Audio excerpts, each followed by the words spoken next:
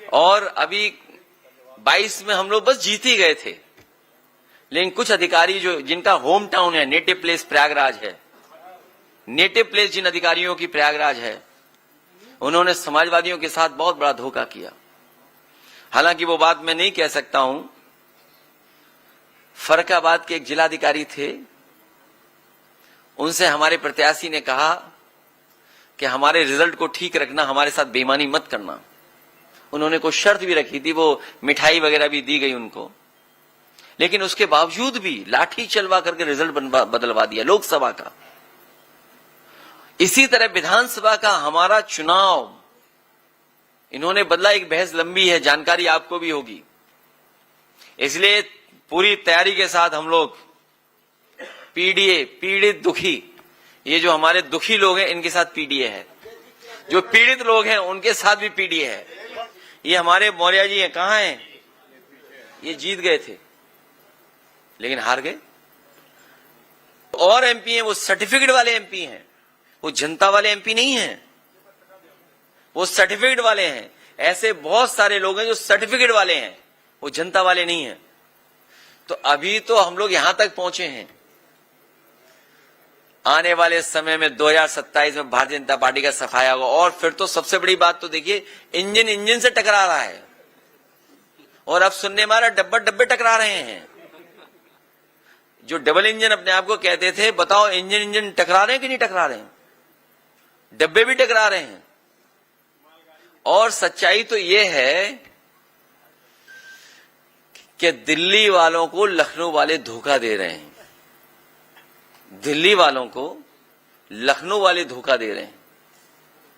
जब central board ने यह कहा कि जो गंगा का और खासकर जो कुंभ में पानी है उसके पैरामीटर्स ये हैं, लेकिन स्टेट पॉल्यूशन बोर्ड क्या कह रहा था? ये डेटा है आपके पास। और आज भी हम और आप लोग चलें तो सब नाले खुले पड़े होंगे, सीधे गंगा में जा रहे होंगे। आज भी चले हम और आप लोग मिलकर के, तो इंजन इंजन टकरा रहे हैं।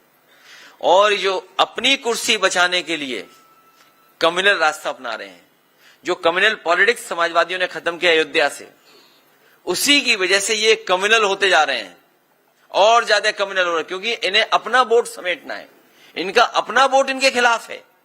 आप इनके विधायकों से बात करिए, थोड़ी देर तो अच्छी बात करेंगे, अपना कैमरा अलग रख देना, जब चाय पूरी पी लो तब उनसे कहना दिल की बात बताओ। अगर 100 न सुनाए अपनी सरकार के खिलाफ तो हमें बता देना आप। और दूर मत जाओ, जिनके लिए हमने स्पेस सूट बताया इस चौराहे पे लगा हुआ है, हम अपने पत्रकार साथी से कहेंगे स्पेस सूट उन्हें पहुंचवा देना वाला। अक्सर आप यूट्यूबर कहते हैं लोगों को, लेकिन वही यूट्यूबर है जो आज निकल करके सारी न्यूज़ फैल रही है।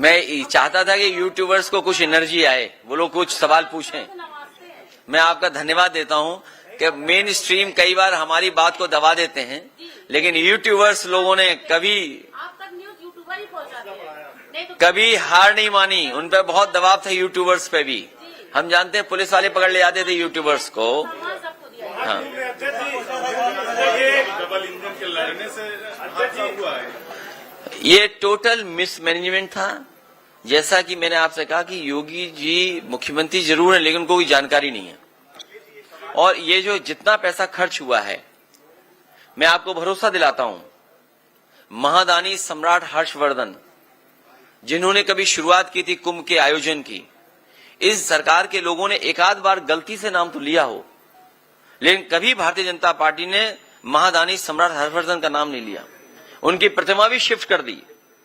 मैं आपसे कह करके जा रहा हूं, सम्राट हर्षवर्धन महादानी का जो स्थान था उससे बेहतर स्थान बना करके, और अगर हम लोगों को सोने की भी प्रतिमा लगानी पड़ेगी तो महादानी सम्राट हर्षवर्धन की प्रयागराज क्षेत्र में सोने की प्रतिमा लगवाने का काम करेंगे। दूसरा, जब कुंभ में आते हैं तो दान दिया जाता है। ये ऐसे लोग हैं जो दान ही नहीं देते। अगर आपकी जेब में होगा तो वो छीन लेंगे महंगाई को बढ़ा करके। दान कुछ नहीं मिलता।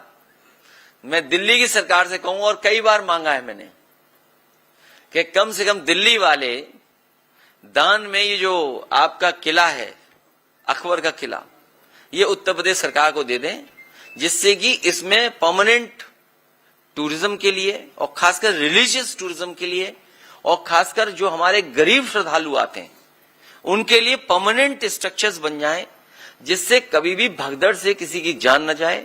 जो श्रद्धालु आए उसे बाकायदा यहाँ पर पूरी अपनी श्रद्धा के साथ पूजन और जो परंपराएं हैं उनको करने का मौका मिल जाए। अब डबल इंजन की सरकार कम से कम ये काम तो करे, एक दूसरे को दान दे दे चीजें। मैंने इसीलिए कहा कि हम अपनी पूरी लीडरशिप को कह चुके हैं, फिर आपके माध्यम से दोबारा मैं कहता हूं, किसी भी इतिहास के बारे में हम लोग चर्चा न करें, इतिहास को इतिहास ही रहने दें। दूसरा, हमारा धर्म, आपका धर्म, इनका धर्म, उनका धर्म, धर्म में बहुत सारी बातें हैं, धर्म को एज इट इज स्वीकार करना चाहिए। हम धर्म पे भी कोई कंपटीशन या कोई भी हम टिप्पणी नहीं करना चाहते।